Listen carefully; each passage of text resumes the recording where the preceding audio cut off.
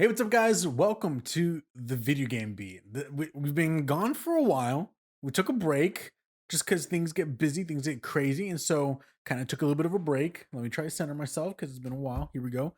And so, we're back again for the month, for the week actually, of May 31st to June 4th. And we're here. I kind of felt like, you know what? I need to bring this back because everything that's going on regarding E3 and new consoles and that kind of stuff. We got to bring it back. We got to get back into talking about things. So here we are. We're here. And so thank you for joining me again. If you're watching, I much appreciate it. If you're listening, thanks for listening. Remember, if you're on either one of those platforms, this is a podcast that will be both on audio podcasts and on YouTube, so you can watch or listen at your leisure. But without further ado, this is your weekly video game podcast where we cover all things video game news. If you have any questions, comments, concerns, or corrections, you can let me know in the comments section or reach out to me on Twitter at ambitious casual. Utilize the timestamps provided to find the content you want. They're there for you. Now, without further ado, on to the show. Guys, again, thanks for joining me here on the Video Game Beat. I might have some people come on here or there. I've told the guys to join me, my co-hosts on XP podcast, that they're always welcome to jump onto this podcast whenever they want to. So you might see them. We don't know. But as of right now, it is a one-man show. So here we go, guys. We're going into the week of news. Like I said earlier, I'm very excited. We have a lot going on, especially the fact that everything's ramping up for E3. So here we are, guys. And excuse me, I know at the beginning of this entire recording, I've already fumbled a bit because it's been a while. I've been so used to just saying XP podcast, doing the whole rigmarole for all that. So, video game beat, here we are. Let's jump right in. Starting with the first story of the day, we got ourselves what's next for PlayStation Studios. What we got over here is a story by Sid Schumann over on the PlayStation blog. Guys, look, it's interesting whenever we get a news report here of this is Herman Hulst, the leader of PlayStation Studios. Okay. I don't know if you can hear, there's a bunch of birds outside right now just singing their hearts out. All right. So hopefully that doesn't come through.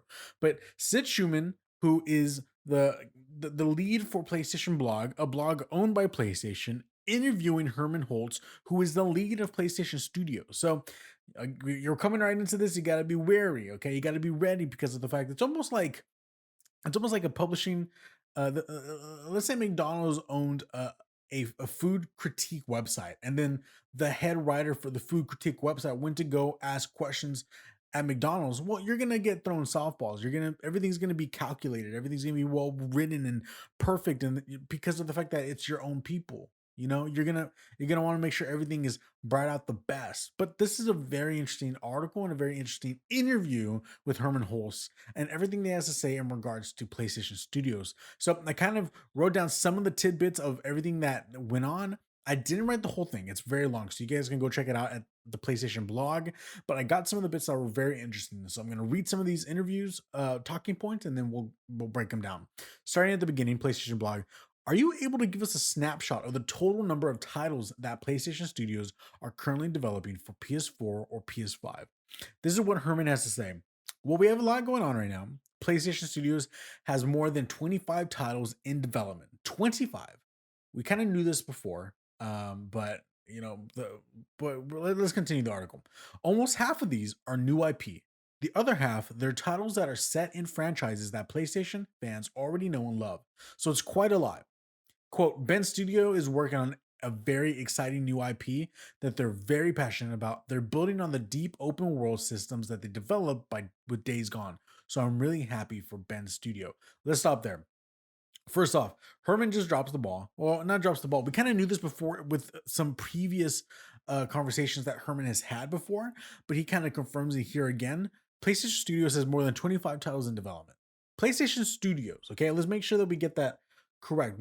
This is not some deals that they made with third parties or anything like that. When you say PlayStation Studios, when you start up Returnal, when you start up Miles Morales, you get that PlayStation Studios logo at the very beginning, signifying the fact that that game is a special game. That game is an exclusive to PlayStation that was backed by PlayStation. It is a PlayStation Studios game, usually used for first party studios. Now, things are going to get a little muddied as we continue, but we'll see. As of right now, they have 25 in total. Half of them are brand new. Brand new.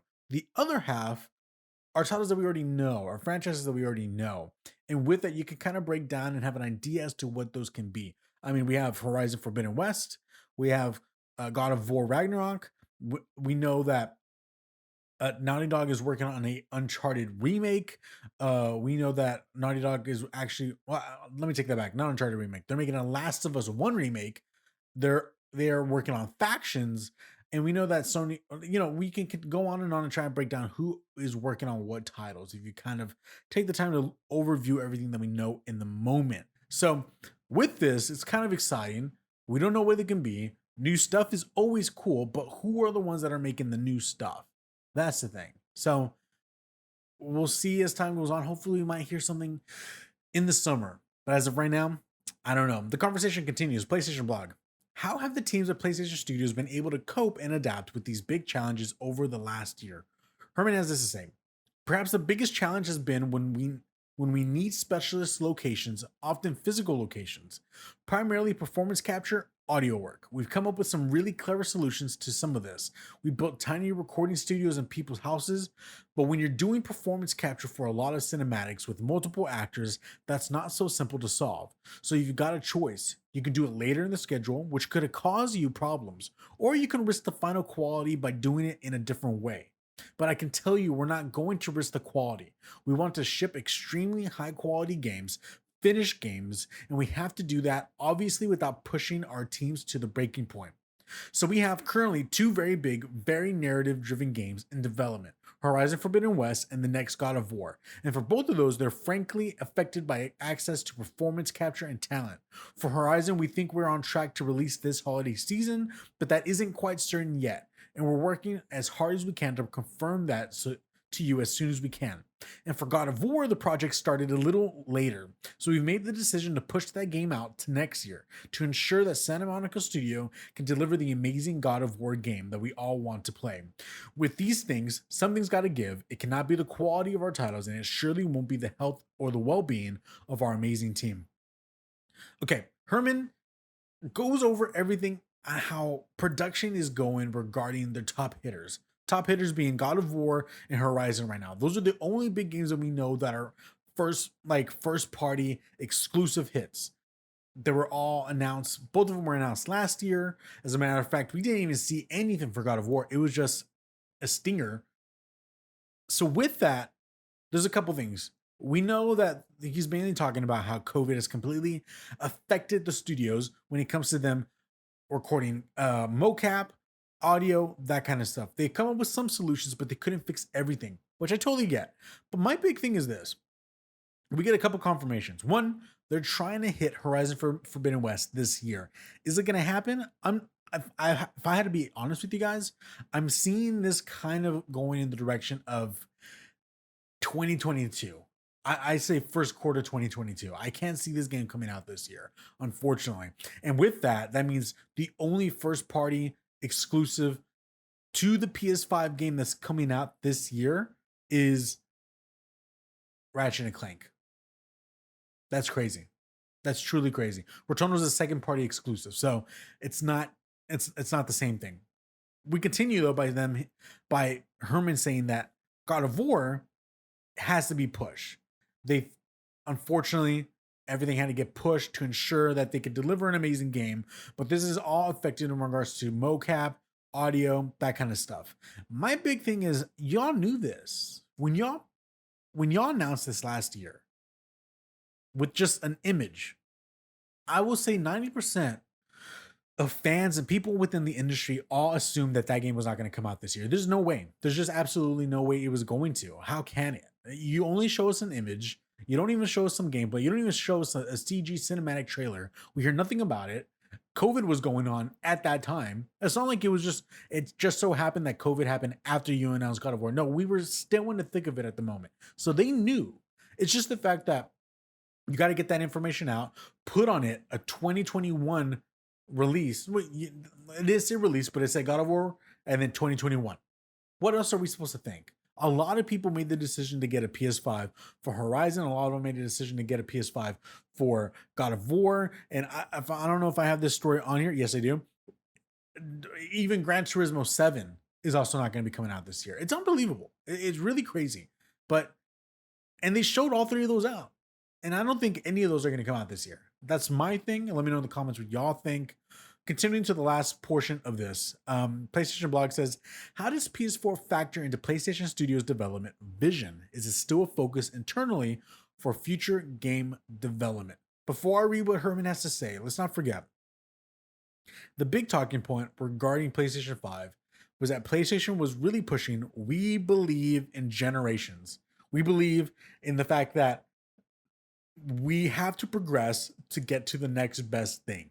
The reason why they had that as their messaging was because of the fact that it was the fact that Xbox was coming out with a different kind of messaging, with them believing that they can support majority of consoles by just gradually allowing for the consoles to build things up differently, but they can all read the same. You can play a game on Xbox One, but it will, through the software of Xbox Series X, push the game up to much greater fidelity, greater performance, blah, blah, blah, blah, blah, blah, blah.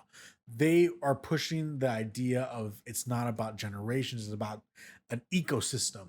But PlayStation wanted to push the agenda of, we are about generations. We are about next gen. We are about PS5. Here we go. Full throttle. Let's go. PlayStation Blog asked the question, how does PS4 factor into PlayStation Studios' development vision? Is this still a focus internally for future game development? This is what Herman has to say.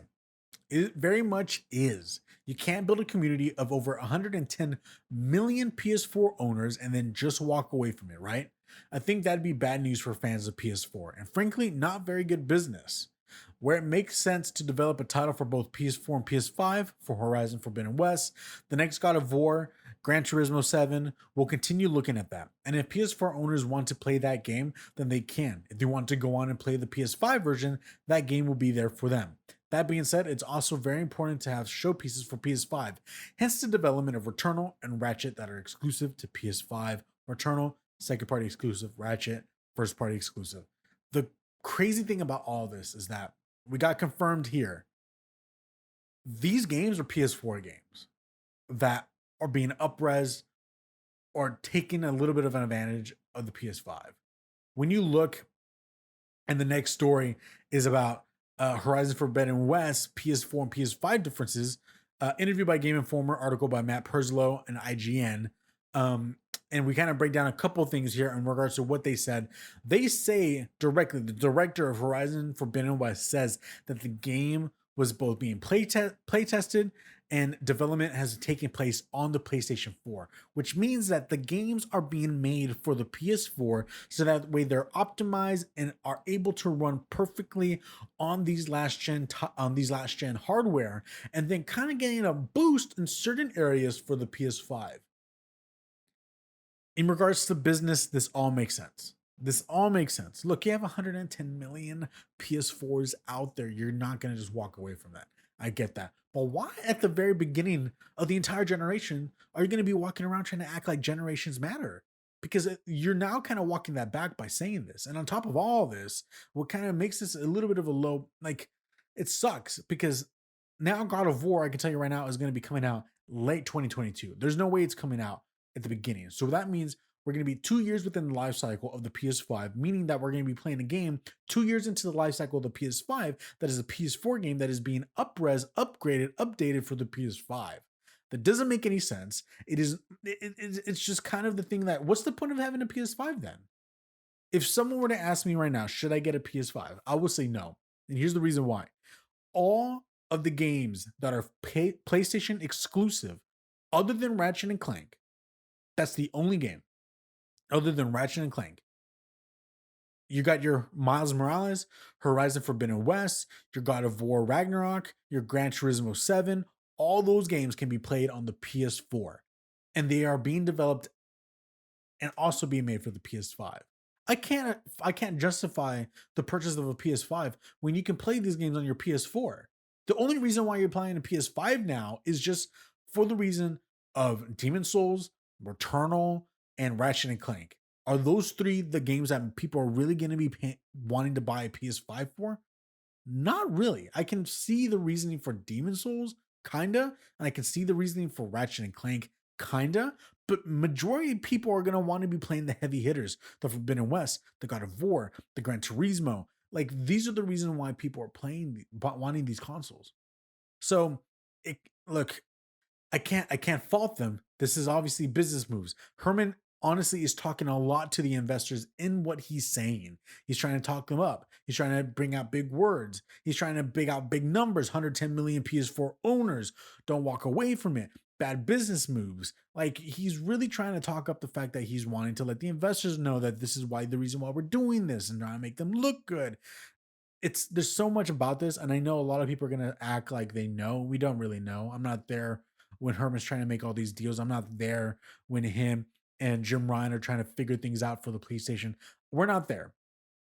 It just sucks whenever you start off and get everyone excited. We believe in generations. We believe in next gen. We believe in, the new thing. And then we're all here excited waiting for next gen titles, and we're not going to get them. Which means that at this moment, other than Ratchet and Clank, we do not have any PlayStation 5 exclusive first party games announced. So once Ratchet and Clank comes out, we have no PS5 exclusive games announced from first party developers, which is kind of weird because that means that in a year, or almost, we're not even a year yet. We're probably like 3/4 of a year into the PS5. It's strange, man. It's really strange. And I'm really wondering if this summer PlayStation is going to have anything to say. Are they going to show anything? Do they have anything up their sleeves? We know they're working with a bunch of developers. We know that they are inquiring second party relationships. We know that they're paying money to Square Enix to get exclusives for things such as Final Fantasy. We know that they're doing all these kinds of things. But as of right now, as a PS5 owner, there's really no point in even having this machine. If I was only presented with Demon Souls, Returnal, and Ratchet and Clank for the reason to buy a PS5, I wouldn't buy a PS5. I legit bought a PS5 because I thought we're gonna get Forbidden West. I thought we're gonna get God of War, and I thought we're gonna get Gran Turismo 7. Honestly, within this year, and they were gonna be PS5 exclusives. That's not the case. There's no problem with delaying games. Delay God of War Ragnarok as long as you want, please. Make the game perfect. I get that. Gran Turismo 7, it's a racing game. Honestly, it's all about fidelity. So is that game really going to be affected with it being a PS4 game? It's probably going to look horrible on the PS4 and then up-res fidelity for the PS5. It might be not that much of a difference, but I really want to know what y'all think. Let me know in the comments. Or tweet at me, an ambitious casual. Going on to the next story, I kind of touched on it a little bit. Horizon Forbidden West, PS4 and PS5 differences. This was a interview that was done by Game Informer, but I got the article by Matt Perzo on IGN, who kind of breaks down a little bit of the heavier points. And this is what Matt has to say. As revealed by game director Matthias Dejon in an interview with Game Informer, development on Horizon Forbidden West has used the PS4 console, and so it's designed.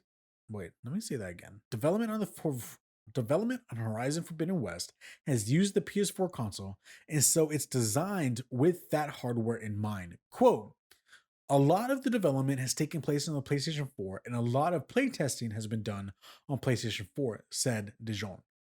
Quote, we are ensuring that owners of that console have a great experience and the game will look fantastic on that console, end quote.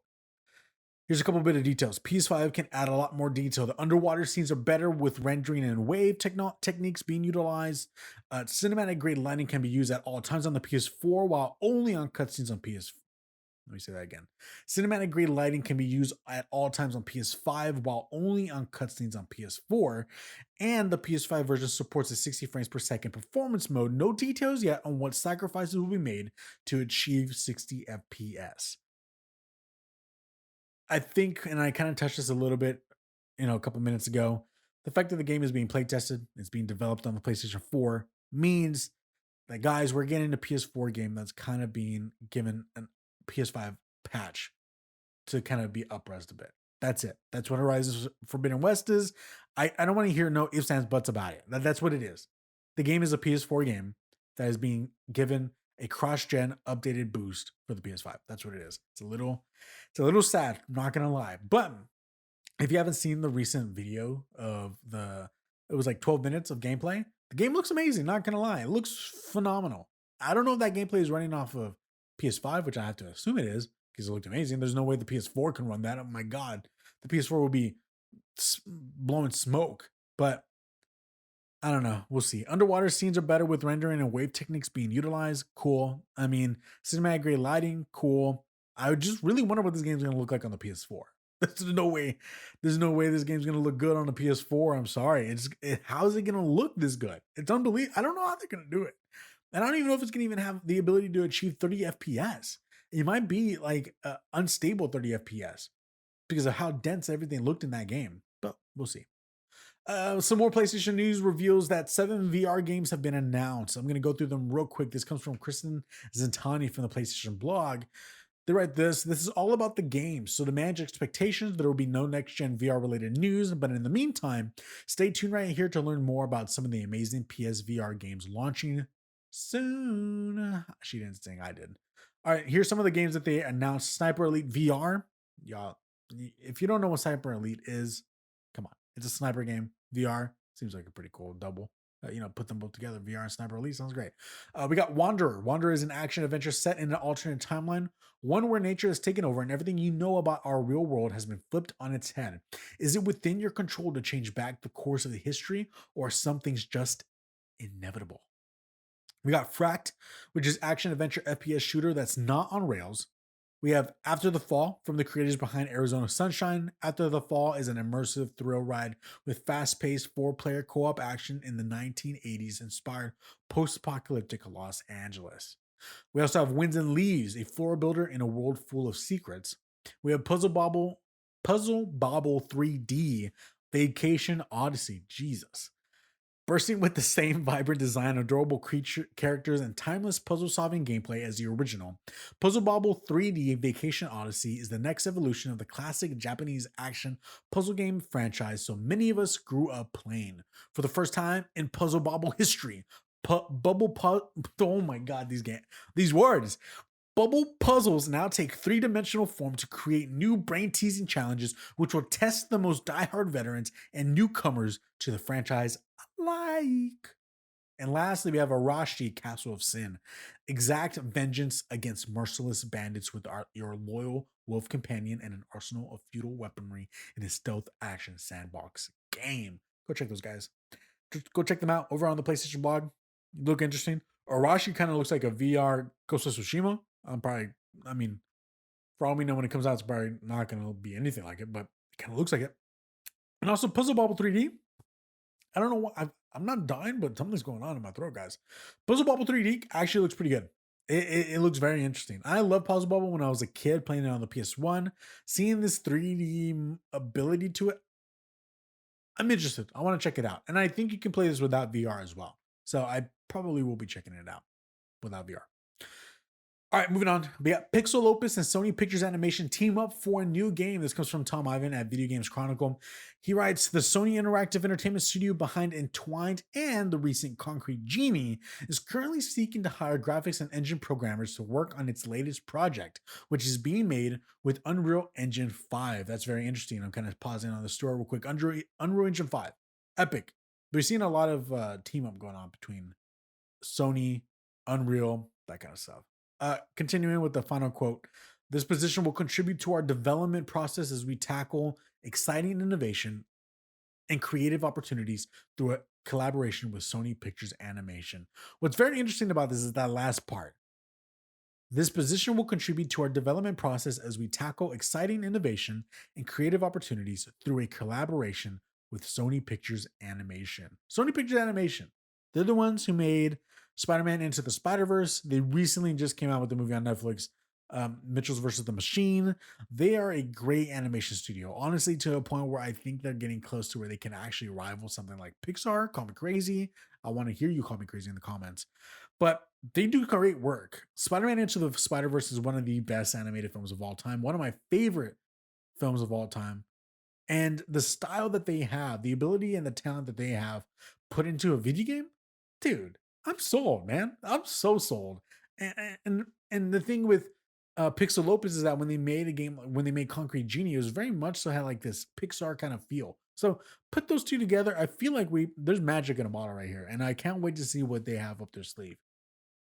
Moving on, guys, we got our new RTX 3080 Ti and RTX 3070 Ti have been announced. Hurry up, because one of them is already probably sold out. So this comes from Tom Warren over at The Verge. NVIDIA is unveiling its latest flagship gaming GPU today. The GeForce RTX 3080 Ti and the RT. Wait, what did I do here?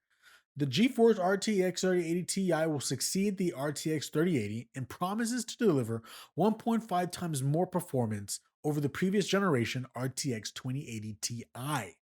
NVIDIA is making the RTX 3080 Ti available worldwide on June 3rd. I am recording on June 4th, so you are already late and you do not have the ability to get this. Priced from $11.99. That's $1,199. Come on, guys, don't get crazy. NVIDIA is also launching a second GPU next week, the RTX 3070 Ti. That will be $599 and will be available on June 10th. This video should be releasing on June 5th on Saturday, so you have some time. Get ready, prepare. It is designed to offer 1.5 times more performance over the previous RTX 2070 Super. Both new RTX cards will support all of NVIDIA's ray tracing, DLSS, and reflex technologies. On top of that, and this is probably pretty important, NVIDIA is also including its cryptocurrency nerf, much like new RTX 3080 and RTX 3070 cards. NVIDIA offers a separate cryptocurrency mining processor for Ethereum miners instead. These cards include the best performance for mining and efficiency, but they're not designed to handle games. And they're talking about the ones that are specifically for that. What's interesting about this is you can see that they're kind of trying to, when they come out, one, you got to deal with scalpers. That's your first hitch. Two, you got to deal with the people who are trying to mine things like Ethereum, dude. So anyone who wants to just game on a PC, bro, you got to go tackle two armies, man. So they're kind of trying to knock out one of them by trying to add this nerf that goes within these cards that doesn't allow them to really utilize them at their best potential for cryptocurrency. So that's good. It kind of gives you a bit more of a chance to probably get your hands on one. I don't know. I feel like you could probably do something to unlock that. I don't know. I'm not a tech guy. I don't do this kind of stuff. So what do I know? But anyways, let me know in the comments. Are you getting one of these? Because they are slim. You can't find these things anywhere. They're very hard to find. I'm surprised that they're announcing new ones and not really trying to come out with more of the ones that they've already announced. It's kind of weird. But either way, that's that. Continuing on, Nintendo E3 2021 on June 15th. This comes straight from Nintendo of America's Twitter. They write, tune in for Nintendo Direct with roughly 40 minutes of info focused exclusively on Nintendo Switch software, mostly releasing in 2021, followed by around 3 hours of gameplay in Nintendo Treehouse Live at E3 2021. The thing is this, guys. Look, I got to be honest with you. Are we going to see the Nintendo Switch Pro at this event? There was rumors going around that the Nintendo Switch Pro was supposed to actually be announced the day that I'm recording, around this time, to get ahead of all the other developers. So that way, when developers are showcasing the games that they're making, they're able to show the fact that they're making games for the Nintendo Switch Pro. Now, we do have some time before the 15th, so there's a chance that it can still happen. But if that doesn't happen, are they releasing it? Are they announcing it? Not releasing it. Are they announcing it on the 15th? I'm very excited. I'm very, very excited. I honestly believe it's probably much better to release it or announce. Man, why do I keep saying released? It's not releasing this in the summer. It's releasing in the fall. But again, they haven't said that. I'm just saying that. But don't call me out, guys. It has to be announced before the rest of the developers. I feel like if Nintendo really utilized this entire moment to their advantage, what they can easily do is really, really capture E3. You got a bunch of third-party developers that have conferences going on. If they're making games for this console, if you announce the console beforehand and then boom, boom, boom, boom, every third-party developer talks about it in their conference, every headline is going to be talking about it. The fact that not only is it going to say, oh, the game's being made for PS5 and Xbox Series X, I think the big thing is everyone's going to make a point of it's also being made for the Nintendo Switch Pro. And that's the sticking point. So unless they don't get ahead of this, I feel like they're leaving a lot behind on the table if they do not announce this new console ahead of time. They need to do this soon, whether that be not over the summer, I mean, over the weekend. But I'm telling you right now, guys, what we got the 5th, the 6th, the 7th. On June the 7th, which is a Monday, if they do not announce it, I don't know. It might be only happening on the 15th, but we'll see. I could be wrong. Moving on, Nintendo Gallery announced for 2024. This comes straight from Nintendo company's Nintendo of Japan website. This is what they have to say. Excuse me, because there's a lot of Japanese words in here, and I want to try my best to not botch them. Okay, here we go. Nintendo Company HQ Minamiku Kyoto, Representative Director and President Shutaro Furukawa, is pleased to announce that its Nintendo Uji Ogura plant, Oguracho Uji City, Kyoto, and the land surrounding the building will be used as a new gallery to showcase the many products Nintendo has launched over its history. Nintendo has been discussing the possibility of building a gallery as a way to share Nintendo's product development, history, and philosophy with the public. To this end, the Nintendo Uji Agora plant will be renovated to accommodate the gallery, a decision reached after taking consideration of the city of Uji's plan of redeveloping the nearby Agora Station area. The Nintendo Uji Agora plant was built in 1969, has been used to manufacture both playing cards and Hanafuda cards, and it also operated as a customer service center for product repairs. Discussion of how to use the Uji Ogura plant began after these functions were transferred to the current Uji plant in November 2016. The facility, tentatively named Nintendo Gallery, where Nintendo's historical products will be showcased and exhibits and experiences will be available, is expected to be completed within our 2023 fiscal year, which ends in March 2024. We're 3 months away. We're 3 years away from a Nintendo Gallery. That's pretty rad, man. My dream is to go to Japan. My dream is to go check out the Studio Ghibli Museum. And I want to go check out Nintendo World. Is that what they're calling it? Nintendo World, Nintendo Land? I want to check all that out. And the fact that Nintendo's giving me another reason to go to Japan to go check out a gallery of all their art and history and all that kind of stuff, sign me up. Now we're going to be patient and wait because this is not going to happen until 2024. So take your time, sit down, relax. It'll come. Be patient. Next story of the day, we got Injustice 2 mobile dev apologizes for being, quote, tone deaf. This comes from Wesley Yinpol at Eurogamer. This is what he writes. This is a strange story, dude. The developer of Injustice 2 Mobile has apologized for a Pride event that challenged players to beat up a queer woman. The mobile version of NetherRealm's fighting game was accused of being, quote, tone deaf after an in-game challenge designed to celebrate Pride Month tasked players with defeating canonically bisexual character Poison Ivy hundreds of thousands of times. Quote, real-life violence against the LGBTQIA+ community and women within the community, in particular, is all too common, and we should actively engage in efforts to end LGBTQIA+ violence, not normalize it. We apologize to the greater community, but especially LGBTQIA+ members. We are committed to listening and doing better. I don't understand how does this happen? I really have no idea how does this happen, guys. We got the guys, the developers of Injustice 2, gathering around a table, and they're like, yo, Pride Month, what we got to do? All right, this is what we got to do. We got all of our players to beat up Poison Ivy. She is a bisexual woman. Have them beat her up as many times as possible. They can win tokens, dude. They can win some tokens. They win some prizes. Great idea, Jeff. Let's go, man. And they ship it like that. Who okayed this? Who okayed this? It's almost like in Street Fighter, if it's like Cinco de Mayo, and Street Fighter is like, all right, guys, for Cinco de Mayo, all you guys gotta beat up Verga, okay? You guys gotta beat up Verga for the whole week of Cinco de Mayo. Beat him up, you guys will get some rewards because he's Mexican. It doesn't make any sense. It really doesn't make any sense. This is tone deaf is one way to put it, dude. I'm surprised that they got away with this.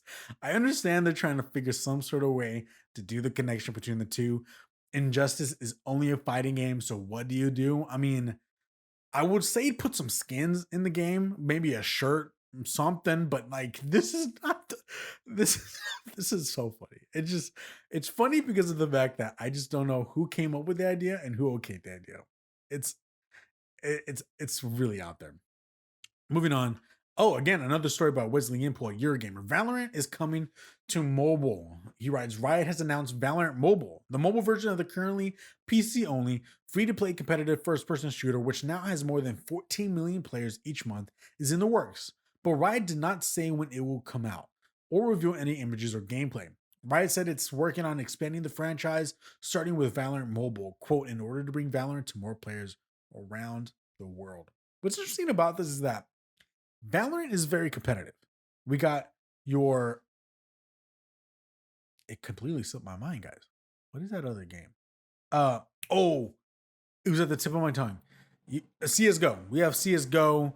Riot is known for a lot of competitive games. Valorant was obviously supposed to be another one of those. And so my thing is, how do you make this game that much of a competitive shooter on mobile?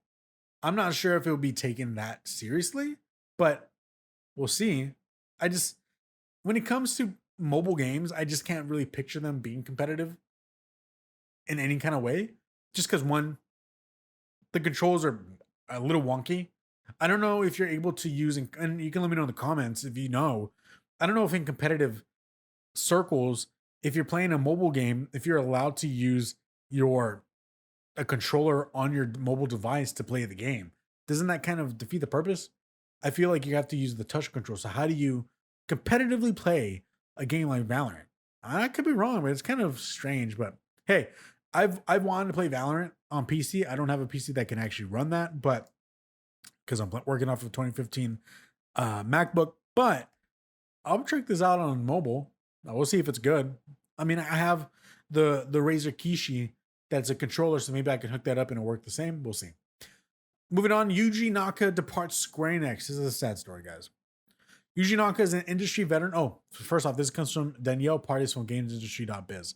Industry veteran and co-creator of Sonic the Hedgehog, Yuji Naka looks to have left Square Enix following the release of Balan Wonderworld. According to updates on his personal LinkedIn and Facebook pages, Naka wrapped up his tenure as a senior manager at the company on April 30th. Naka led development on the adventure title Balan Wonderworld, which launched back in March. The game was received poorly by the press, amassing a Metacritic score of just 36%. That is really bad. 36% as a Metacritic score is not good at all. This game has kind of been cursed to an extent. I know they came out with a demo, if I'm not mistaken.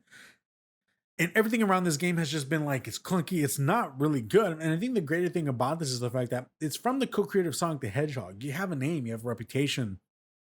And knowing that he was making a new IP, everyone was probably excited. And to be someone like him that you kind of made a flop, I don't know how you didn't know, though, to be quite honest. I don't know. I just don't know how you can make a game like this and not know. I haven't played it personally. I've seen gameplay of it. I've heard a lot of people talk about it. It just doesn't scream quality. So we'll see. Did he step down himself? Did Square Enix give him the boot? I don't know. We might know soon. But, you know, it's one of those things where it's almost as if Hideo Kojima came out and made a game and then it just was an absolute flop. Absolute flop. And I don't want to hear in the comments that Stranding was a flop. It wasn't a flop. But, and then from there, he just leaves the industry because that, like, you can't do it anymore. That's sad. It's really sad. So we'll see if he has anything else that he has up his sleeve. Who knows if someone's going to pick him up and try to make something else.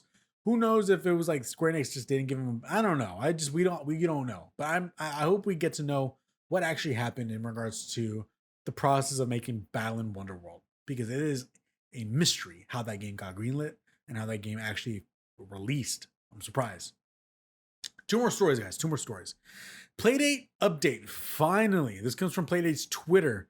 Playdate are known for the new handheld device that is being made that utilizes a crank on the side. It has two buttons. It's a very interesting concept. Go check it out. I'm a big fan of these guys. I'm a big fan of the Playdate itself. It looks very interesting, something very different, and it's their own take on a handheld device. It's kind of like an iteration on the Game Boy to an extent, but with the crank wheel on the side. You might be thinking, well, how does that work? You check out the videos, you'll see. This is what they have to say in regards to their update. The Playdate's final price is $179.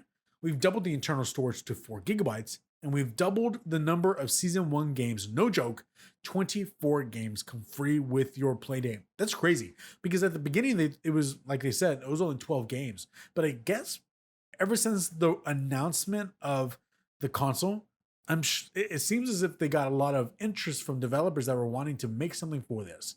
And keyword here is season 1. If I'm not mistaken, the way they want to utilize this platform is that they come out with seasons of games. So that way season 1's done. Okay, season 2 comes out and it's a list of games coming out that you can play on your Playdate. Really cool. Really excited. The release date will also be announced soon. They don't have a date yet. And they also said that they're going to give a little bit of a heads up when it comes to actually pre-ordering the console itself, the handheld itself. So I'm very excited for Playdate. I don't know if I'm going to get my hands on one of these, but I really wish and hope I do. Lastly, can't believe I'm actually making this a story, but here we are. Chicken nugget sells for $100,000. This comes from Tom Ivan over at Video Games Chronicle. Here we are, guys. Chicken nuggets selling for $100,000. A McDonald's chicken nugget shaped like a crewmate from Among Us has been auctioned for almost $100,000. The piece of chicken fetched $99,997, about 70 euro, on eBay when the auction closed on Friday morning following 184 bids. According to the seller, the, quote, used nugget came from the BTS combo meal. Quote, item will be frozen and then air sealed to ensure freshness with secure shipping method. Quote, end quote, the eBay listing said. Look, I don't, look, here we are. My mic's up to my mouth right now, guys. You're probably hearing me a lot more clear because I got something to say, okay? If this is all that it takes to get $100,000, you best believe that I am going to go to almost every single McDonald's in my entire city, ask them, show me your freezer, let me look at all them nuggies, and let me pick out the one that looks like something pop culture related, because $100,000 for a chicken nugget? It's unbelievable. Who has that money? This world is weird, dude. We live in the world of NFTs and cryptocurrency and nuggets that are costing $100,000. As a matter of fact, I just read a story today that a guy sold an invisible statue. You heard me right, an invisible statue. You look, there's nothing there. An invisible statue for thousands of dollars. This world, I don't want to end this podcast on a low note, guys, but this world's kind of going down the more that we look at it. I just don't know. I just don't understand. I don't know how we're gonna move from here. Where are we gonna go from here? That's a line from a Matt Carney song, if you don't know what Matt Carney is. Anyways, guys, thanks for joining me here on the Video Game Beat. My name is Rob, and comment down below. Anything that you want. You can say hi, you can say bye. Would you eat at McDonald's last time you went? I'd like to know. Let me know what your thoughts on any of these stories. I'd like to have a conversation with you guys. If you're listening on podcast services, hit me up on Twitter at Ambitious Casual, or my personal Twitter account at RobMichaelAC is where I'm at, where you can see all my thoughts going on in regards to video game news. And if you're watching this video, please subscribe. If you're listening, please follow the podcast. Share this with your friends, guys. Come on, let's grow the podcast. On top of all that, the XP podcast also is a bi-weekly video game podcast that I host with my two other co-hosts, Austin and Adam, where we casually just talk about video games. So check that out as well. Go follow those podcast channels as well. Until next time, guys, my name is Rob. This is the Ambitious Casual channel, and you just listen to the Video Game Beat. Peace out.